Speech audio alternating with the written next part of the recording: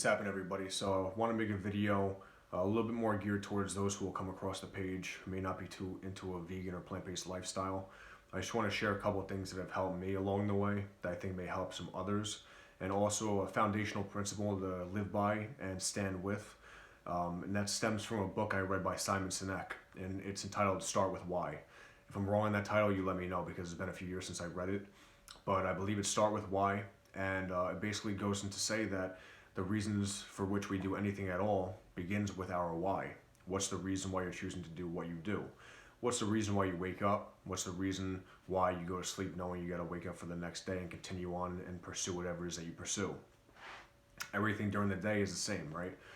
We have an inner guidance system, but if we base our questions around why we do what we do, we can come to some serious conclusions.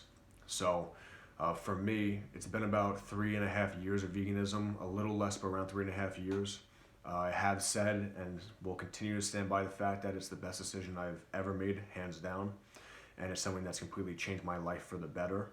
And it came shortly after my father and my dad passed away at 48 years old. I was 23 at the time. And another thing I'll get into was influence as well. But what I saw from him is something that I didn't want for myself. And every example that we have around us is something that we can take something away from that, or we can build off of it. So even if you have what you could perceive to be negative influences, they could also be a contrast to what your inner being believes, to show you, hey, this isn't what you want to be, or to show you the reasons why you don't want to do something. Now for me, after that had happened in my life, I said to myself that I, God willing, if I have children, will be around for them to shed light, wisdom, knowledge, love, and be there to protect them, especially while they're still here. It's something that I don't have, and now it's put me on a course to continue on and do some of the things that I've chosen to do. So whatever your why is, and my why when I first decided to transition to veganism was above myself, it was for the animals. And I think that if we have a reason that's larger than ourselves, the power behind that is much, much greater. It's compounded. And I don't need brownie points for putting animals above myself or to say that, but it's an example that I think has helped me over time stick with it and without any faltering and wavering whatsoever. Because you're going to have societal norms, you're going to have influences, you may have some peer pressure, you may have some inundation with information that may not be true, and sifting through bullshit, it takes some time, and a lot of people aren't willing to put the time in. So I will say that transitioning to this lifestyle for me has been a huge change and upliftment to my life. And I want to inspire change in others and help others kind of cross that barrier to come to some truth that is missing from society. And it's coming more to light now than ever, which I and many others who will watch this be very thankful for. But we would like to be faster, of course. So I want to be an example through my physicality, through my mentality, through my information and sharing, that someone can maybe build off of and see, and then go pursue what their inner being tells them to do. So one of the big things for me was I made a 180 change on the spot. And I had my reason why. Because I saw the pain and anguish these animals were going through. And looking at a plate, you begin to realize that that which is on the plate is a physical embodiment of a soul. Not any longer, it's a dead corpse, but at one point it was. And it's funny how we could have pets and animals living with us at our home and love them to death, maybe more than most people that we know. Yet, our plate will be filled with the products of other animals that have sentience, just like our pets, just like us, that form emotional bonds, that have intelligence, that feel pain. These are all things to take into consideration when you're deciding what to do in life. Is how does it not only affect me, but how does it affect those who are around me? And that's something that I took to heart when I started watching some of these documentaries and looking into some of this information. And it just resonated with me to the point where I turned my lifestyle around and never looked back. For some of you, it may not be that way. And one of the reasons could be your why. If it's just that you want to look a little better, you want to feel a little stronger, you want to, I guess, give off of some sort of virtuous persona, whatever the case is, If your reason isn't bigger than just yourself, you may not have as steady as a foundation as you would if your reason's bigger than just that. Because think about it, we are living in a collective. We're all puzzle pieces filling up the totality of what the world is and is going to become. And as new children are born, and as people like myself and others around me kind of grow out of old conscious behaviors and become something new, that's everlasting change that will continue on through eternity. And that's what I believe. I believe that when we change the world.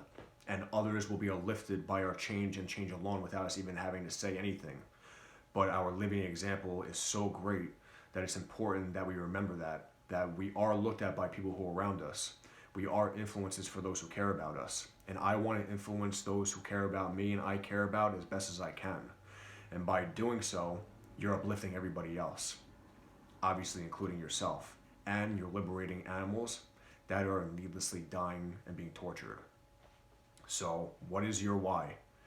What is your reason for doing anything that it is that you do? You may want to take some time to write it down in a notebook and say, why do I choose to do this with my time? Why do I choose not to do this? Why do I ignore the voice that's in my head that's telling me to go down this path and I'm going down this path? And that voice in our head may be a pain in the ass, but at the end of the day, it helps give us that nudge towards the path that we belong on. And we are going through everlasting growth and change no matter what. Throughout our entire time here until we die, we'll always be growing and changing. So we go with what that voice tells us in our inner guidance system. And one thing that's big that I will say is, especially in society today, I went in knowing that especially if I shared these things and if I shared the animal abuse that goes on and try to change people's perspective, that I was going to get hate for it. That I knew that I was going to push a lot of people away. That people would be turned off by me, think I was ignorant, unintelligent. But at the end of the day, my why was stronger than all that bullshit. So now I look back and say, I'm so glad I did it because I don't want those types of people around me in the first place if that's the way that they react to me sharing what's coming from just my heart, me being genuine. And we go through the angry phase. A lot of vegans who are watching this can relate to that because we know how much abuse and torture these animals are going through every second of the day. Over time, we start to see that maybe it's not the best approach, but people get turned off by those who change lifestyle. I think a big reason of that is because they see in themselves that, or they believe in themselves that they can't do the same, that they feel inadequate. They feel like they're not doing what they could be doing. And there's also that cognitive dissonance as well, pulling that perspective and reality and truth away from you.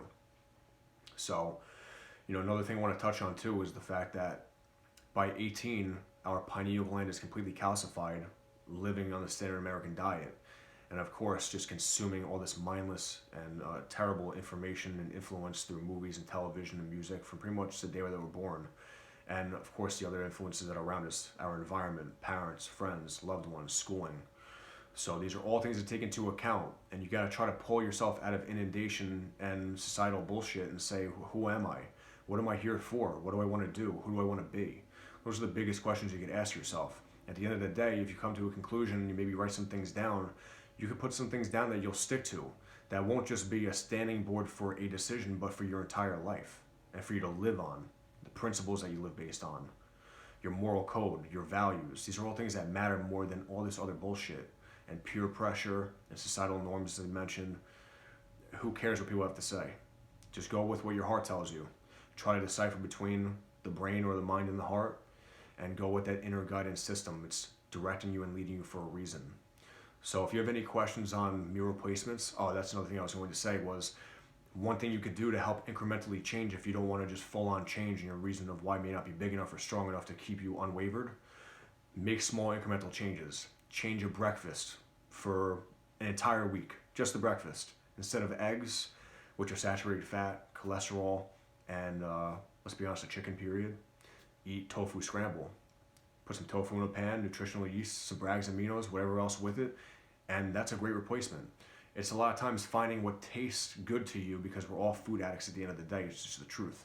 So finding what you can replace that will give you that same satisfaction and satiety, if that's even a word, but satiate your hunger for whatever it is that you're looking for. Find that and replace it, and then it becomes a new habit. And our habitual practices become our life. And we have to look at those habitual practices at the end of the day and say, are they conducive to me growing and changing? Are they conducive to who I believe that I am and who I want to be? Or are they not? So it's just something to think about. And changing meals is an easy way to try to transition, and then maybe you'll start seeing things for what they really are. Because I think part of the calcification of the pineal gland is the fact that we start living in a consciousness glass ceiling, that we can't see truth from untruth as easily. It's very important to think about that, because I know it for myself as a fact that I was completely just blind to what the truth really was around me until I started changing. My consciousness grew, my frequency raised. I started eating foods that are electrical because we're electric bodies, providing myself with energy, more intellect. These are all things to take into account that are very, very important. So if you have any ideas for me for things that you would like me to touch on or speak on that may help you, you let me know, shoot me a DM. If you also want an idea of a meal replacement or some other ways to go about it, you can shoot me a DM as well. I'm here for anybody who needs me, and I appreciate your time if you're still watching, of course, and I hope you have a good rest of your day.